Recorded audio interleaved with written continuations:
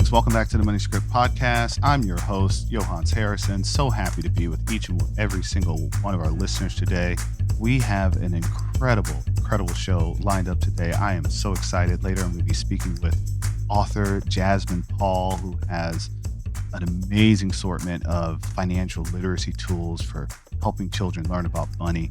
And, we're all about financial literacy and encouraging people to find different sources of financial literacy because we all don't learn the same way. So I'm excited that there's more tools that are going to be out there for our youth so that they can start picking up on better ways to learn about money and finance.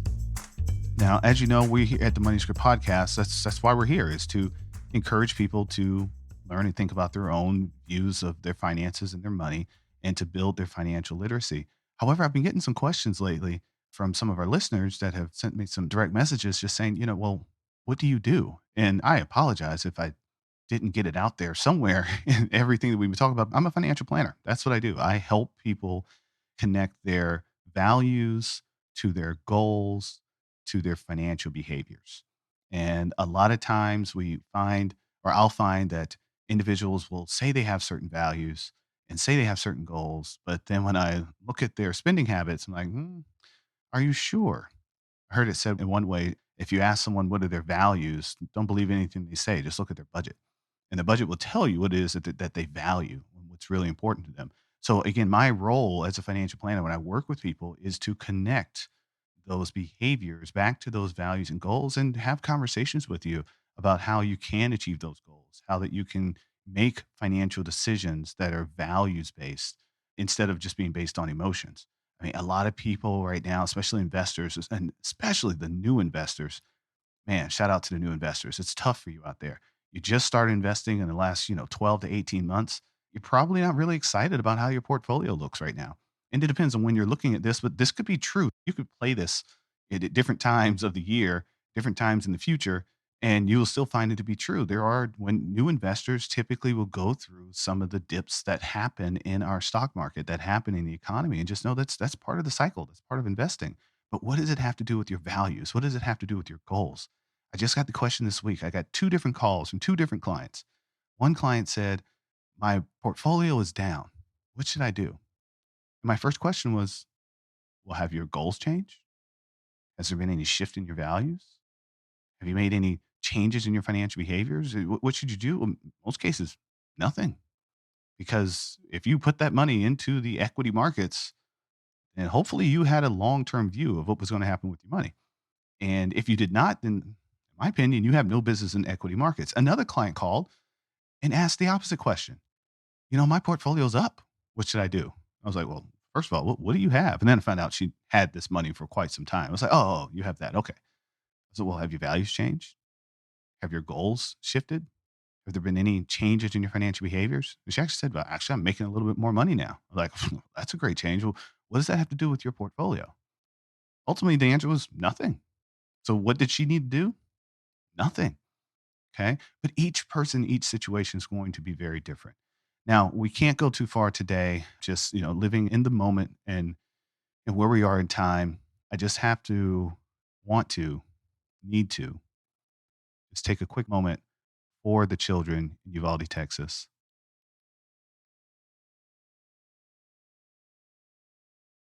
I was driving to an appointment this morning and listening to another podcast. And on that podcast, they decided to start with reading the children's names and sharing just a little bit about who they are, what they do. And by the time I got onto the freeway, it takes, I don't know, maybe 4 minutes for me to get to the freeway from my home. By the time I get to the freeway, I am just bawling. And my ask for everyone out there, because yes, we get the thoughts, we get the prayers, all yes, those things are important too. I believe in positive thought. I believe in prayer. I also believe in action. And I know we've got a very unique political system. And sometimes it feels like it takes generations for things to change. As a Black person, I can understand that.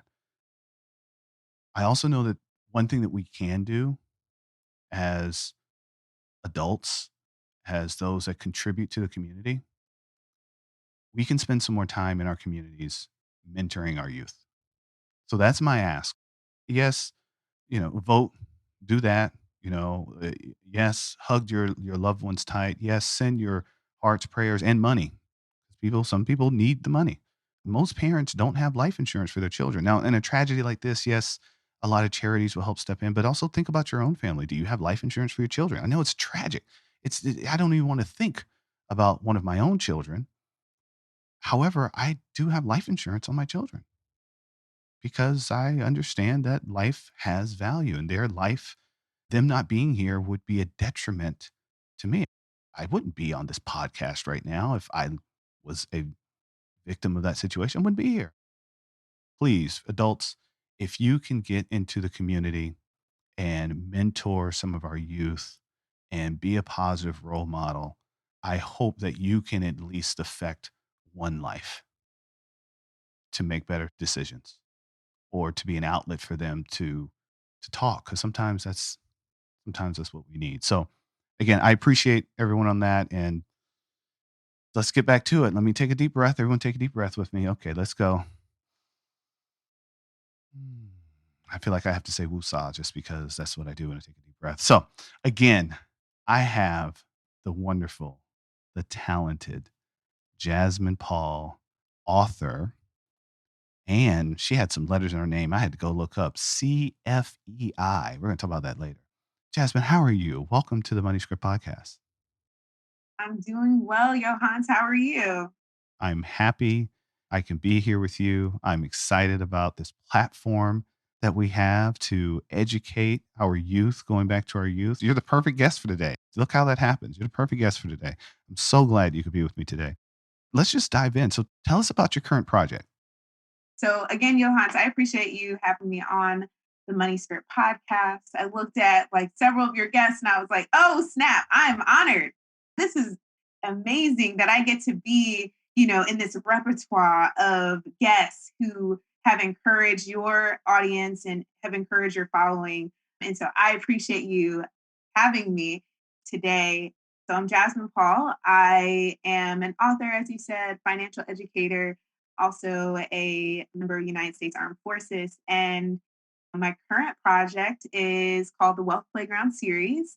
And so it first started with my first book, A Boy, a Budget, and a Dream, a children's book about a little boy just trying to figure out what money looks like in his life and what does he value. You mentioned that earlier. And so he's trying to figure out, does he value his toys or does he really value wanting to go to STEM camp, and how his spending habits are kind of in line with his, not in line with his value system. And so he kind of goes through that process of figuring that out. And then the next book, which is Granny's Vintage Camera, is about his sister, who is the opposite of him. So she understands value. She understands it from a perspective of, I know how to save, I'm really good at saving.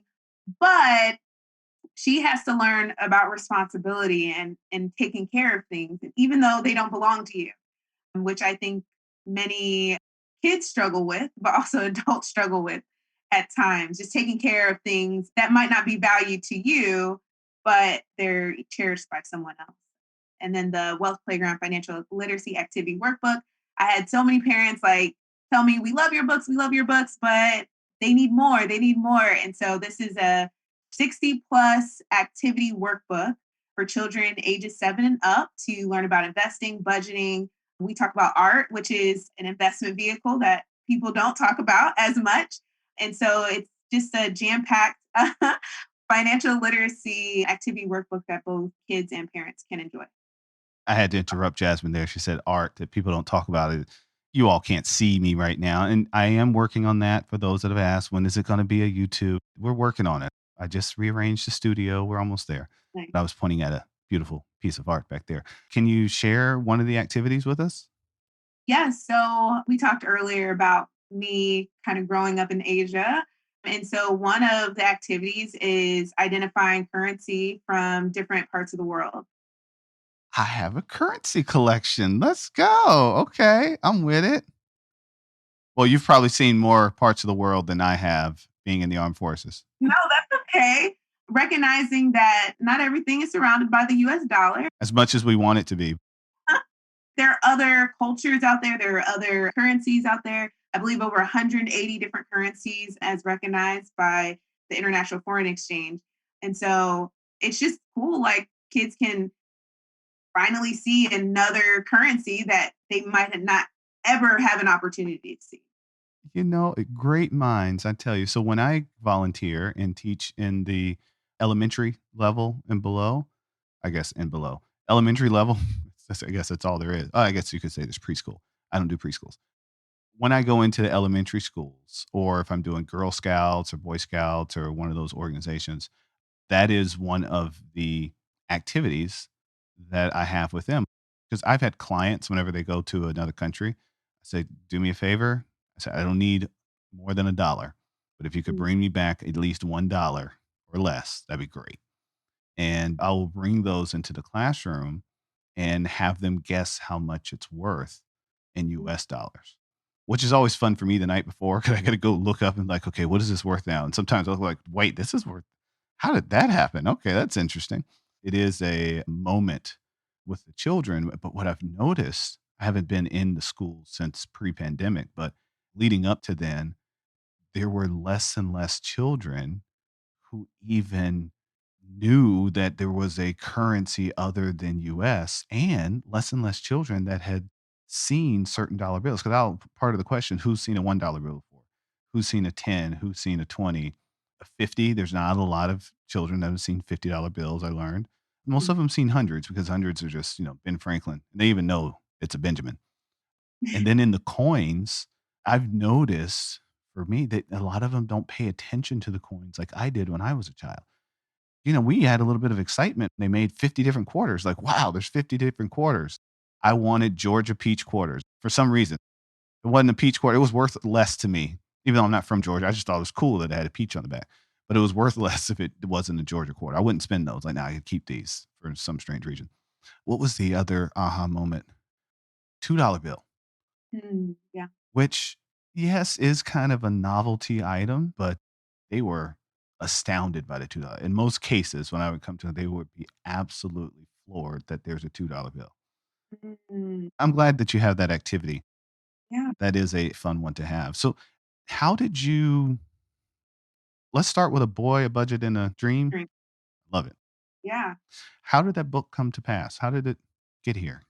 Yeah, I'm pretty faithful. I believe in God. And honestly, I was coming from work one day and literally it was like this story dropped in my spirit about this little boy, this little girl going on financial adventures and figuring out life about money without kind of the parents' help. The parents are there as guides, but the kids are kind of figuring it out. And I felt like that's how most of us are, right? We kind of stumble into finance unless we have parents or mentors or aunts and uncles, grandparents who kind of guided us and actually had conversations when we were 7 and 8 about all the things that we learned about, when we became adults. And so yeah, I literally wrote the story in my car after work in my garage. And I was like, all right, I don't know what to do with this. I've never written a children's book before. And so I was so grateful. The children's book author community is it's tight knit, but it's also people are so willing to help you and are super, super supportive. So I was like, okay, I don't know how to do this. Let me go and do some research. So I borrowed over 100 children's books at my local library and just started reading. So reading the good ones, the New York Times bestselling books, to the not so good ones, like the ones that were rated pretty low on the library database. And so I was just reading like, how do you understand about what a child wants to read about? Because I don't have children yet. And so I was clueless. I like, I mentor young kids and I'm in communities. I serve and help volunteer and stuff like that. But it's different, writing from a children's perspective and grabbing their attention and keeping it for 32 pages. There's 32 pages? 32 pages. Yeah. Yeah, you cracked the code. You cracked the code, man. So my daughter just graduated to she wants me to read her novels now and not so much the picture books Oh, because she's nice. in that crossover of I'm learning how to read. She's like, I can read that already. Yeah. Read this one. that has, two pictures throughout the whole book. So we started A Wrinkle in Time, Hmm. which I know very well. I was a huge fan of Wrinkle in Time. And for those other Wrinkle in Time fans out there that have anything to say about the movie, I mean, there was 4 other Wrinkle in Time movies that you never saw, okay? I did because I liked the book. This was probably the best production budget they ever had. It was more than all the other ones combined. But there's 2 other books out there. That's what I wanted to say is Wrinkle in Time, A Swiftly Tilting Planet, and A Wind in the Door. So there's a little nerd out for you really quick. But speaking of other books, I'm curious, who were some of your heroes that are authors in the children authors world, or some of the books? Okay, so my kind of literary journey started with, of course, like Langston Hughes, Zora Neale Hurston. That's kind of, I really gravitated towards that when I was in high school. And I started writing when I was 7. As I have evolved as a writer and just, there's just so much more books out there than there were back then. I really love Peter H. Reynolds. He's an illustrator and author, has a book that I really love called The Word Collector. I love words. And so I kind of nerded out on that book. Mm. Because he has like different words and it was beautifully written, beautifully done. And this is a children's book? Children's book, The Word Okay. Collector. I'll Yeah. check that out. Okay. And then I kind of nerded out actually a week ago. I was one of the authors at the San Antonio Book Festival and I read Don Tate's books. And Don Tate does a lot of like historical fiction, typically Black people in history that are not well known, right? Like their stories aren't as prominent as the Rosa Parks, the Dr. Martin Luther King Jr.'s. And so it was really cool. I've read his books and then I got to meet him in person. Wow. Yeah, and it was I always read the title as well as the author's name, but I don't really look at the back per se to like see who they are. I really like to kind of visualize who they are versus actually seeing a picture of them. And so I'm like talking to this guy and he's like, "Oh, like come and have breakfast with us." And then he tells me who he is and I'm like, "Oh, dang." I'm like in the presence of greatness right now. This is amazing. And you became a fangirl for a minute. There you go. I did. That's But it was good. really cool that he was so down to earth and just willing, again, the author community is so willing to help people. And he was just really cool. It was awesome. So for our other listeners that get struck with the lightning of inspiration Mm, and don't take action mm, because of fear, mm. can you talk to us about some of the obstacles that you had to overcome to get on your third book now? I mean, I'm sure that first was exhilarating and you got it out there, but what are some of the other challenges that you've had to face as a entrepreneurial author with a full-time service job? Yeah. So my first book, which is a nonfiction book called Set Your Truth Free, a 20 something's guide to living a truth-filled life, actually took 7 years to write because I had a ton of imposter syndrome. I didn't think I was good enough to write a book. I didn't think anybody would read it. I just had all these like negative things in my head, doubts in my head that no one said about me. Well, you can't see, but in the back there, I have my first published work was a poem that my dad published when I was 7. So I'd already been like a published writer, at the age of 7, but here I am 20 years later thinking like I'm not good enough, right? So that's definitely something when I wrote the second book, because I had felt that kind of like it was like dropped in my spirit. I was like, all right, I literally can only just put this out, right? I believe he was going to open the doors. I didn't feel like it was all on me. And so the second book took maybe 7 or 8 months, probably a year total, but like probably 7 or 8 months to actually like start from the editing process all the way to publish in hand. So 7 years to about 7 months. So I shaved some time off. So your next one will be in 7 weeks, Oh no. and then you're gonna have a 7-day project, and then you are gonna make headlines, New York Times bestseller, 7-minute book. There you go. I receive it, Johannes. I receive it. That would be something, though. I appreciate the royalty on that one. I Right? don't ask for much, just, 5 pennies, 5 cents a book, that works for me. Oh, Just 5 cents, that's it. but I will say for the people out there, even the great people, like the superstars, they go through, dang, like, is this next album gonna pop the way that the first one did? Is this next book gonna pop the way the first one did? Is my speech, is it going to impact the way that the others have done? And so I would say just I got it, acknowledge, okay, that is something that maybe is a possibility, but what about the endless possibilities, right? Like that's just one possibility, but what about the endless possibilities of that one person gets this book and now it's for in specific for my book, they're able to set generations up for success That part. because like that one person, they got it right. So for me, I appreciate it going to the masses, and of course I want my book in hands of kids everywhere, right? But like I really do think about that one person being able to set their generation apart because it clicked and they held on to the principles and they were disciplined with their money and they weren't overspending and they were able to give generously. Like I think about that, and that's when all the other negative stuff kind of blocks it out. I remember the mission and my why. Like I remember when I was in college, because I didn't ask for help, sleeping in my car. I remember like, okay, I have an opportunity to ensure that another kid out there doesn't make the same mistakes that I did through my books. Indeed. I love it. The book that's coming out, let's talk more about that one. Yeah, Tell us the title again. Granny's vintage camera. Granny's Vintage Camera. And that's the one that comes with the workbook? Well, it doesn't come with the workbook. I'm launching 2 books simultaneously. Okay, so tell us about the Yeah, books, excuse me, yeah. books that are coming out. Yeah, so Granny's Vintage Camera and the Wealth Playground Financial Literacy Activity Workbook. The Granny's Vintage Camera is just, it's really about my influence from my grandmother.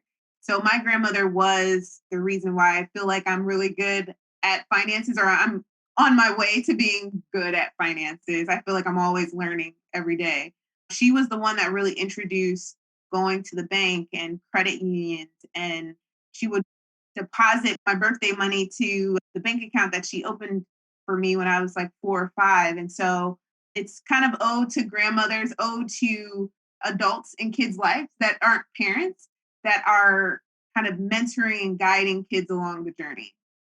And so it's about Cass and her granny and this valuable piece of her history, her granny's history, which is this camera, this vintage camera. And basically, Cass is not responsible. She's like, Granny, whatever. Like, why do you want this old piece of equipment? Like, it's old, it's not valuable. I'm trying to buy this new hot thing, and you have this old junky thing. And she's kind of figuring out, okay, even though it's old and junky in her opinion, this is something that matters a lot to her grandmother. It's something that should also matter to her. Yeah. Which age group would you say that this one is appropriate for? Ages 4 to 8. 4 to 8. Okay. Yeah. That's a nice bedtime story, a feel good story for sure, which is a little different from A Boy, a Budget, and a Dream. There's definitely a lot more excitement and like there's a lot going on in A Boy, a Budget, and a Dream. And this one is, it's really about the value system and sharing life skills with kids. And then the Wealth Playground, that's Yeah. the 60 plus or 60? 60 activities? 60 activities. Yep. 60 activities. I didn't want to give you, I didn't want to I didn't want to overpromise. So We don't overpromise. All right. 60 activities. 50 plus activities Yes. to educate children around financial concepts. And you shared one of them with us around learning about international currencies. What Yeah. age group is that best served for? Yeah. So ages 7 and up. 7 and up. Okay. So I want to have some fun. You want to have some fun? Let's do it. When is the Wealth Playground coming out? The Financial Literacy Activity Workbook Mhm. comes out in August. August? Oh, right in time for school.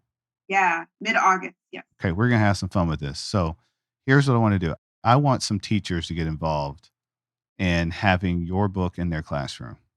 Nice. Okay. So what we're going to do, if you can work with me on this. Yeah. So the first 60 teachers that share this on social media, tell us the school that you teach and where it is, and we're going to send you a book for every child in your classroom. Oh, dang. Okay. That's awesome. We just need 60 teachers. That's all we need. All they have to do is click a couple of buttons. Yeah, And you know what else we're going to figure out how to do? We're going to figure out how we can get you into one of those schools too. I'm down. I love to talk to kids. So do I. So by you, I mean we. That's what I really meant. I'm just going to introduce you. No, we can definitely tag team. Yeah. I love talking to kids. We'll bring our money collections. It'll be great. It'll be great. So, teachers of America, you have your challenge. I mean, you can be anywhere. It doesn't have to be America. We'll fly internationally. But teachers, seriously, this is a tool. I know a lot of teachers out there don't have enough resources in the classroom, especially when it comes to financial literacy.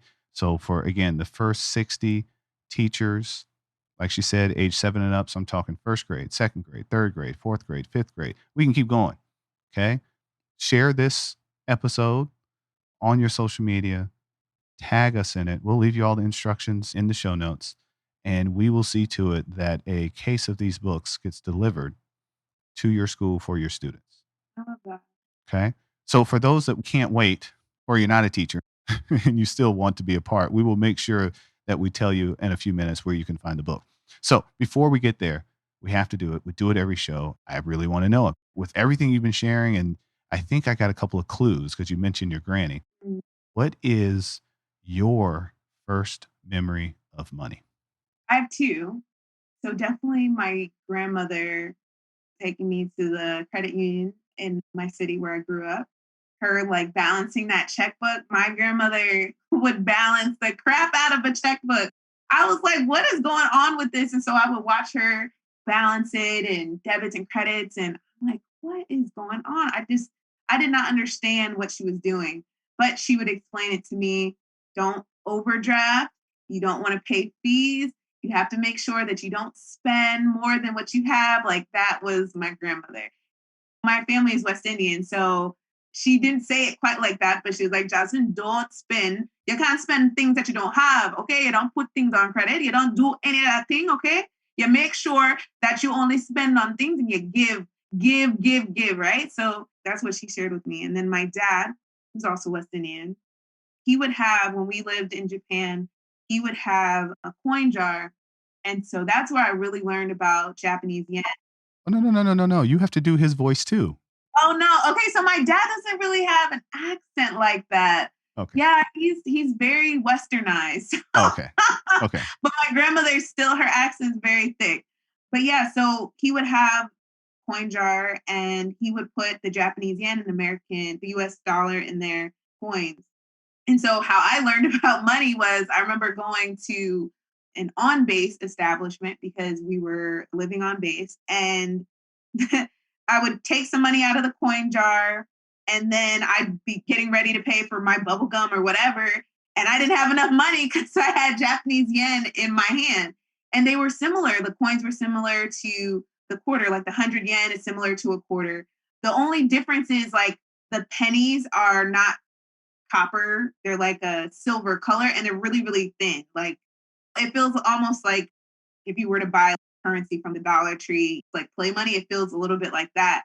And so that was my first experiences. Like, okay, I had to have enough Japanese yen and enough US dollars. And I had to make sure that every day, if I wanted to spend something, I had to look at the foreign exchange rate to make sure that when I go off base that I have enough money and that honestly when I go on base that I had enough money for the US dollar. And so that was my first experience with money like, oh shoot, I don't have enough and I have to really pay attention to what I have in my hand.